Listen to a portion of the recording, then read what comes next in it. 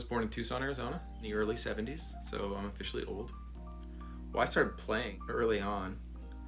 I actually had to sneak over to a friend's house to play the electric guitar. I was pretty obsessed from early on with drums and bass. I wanted to play drums, but that was a non-starter. My dad played guitar when I was growing up. He had a really cool old Silvertone that he plugged into this old Silvertone amp, and he was like a surf guitar god. He quit all that to go become a mechanical engineer.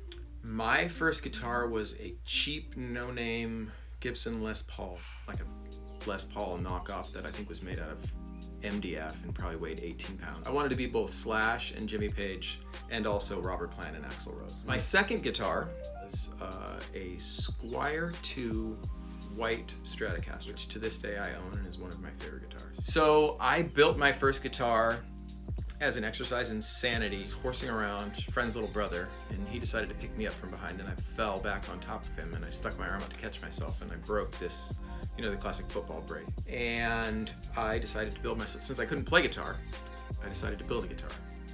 So I built my #1 black Stratocaster.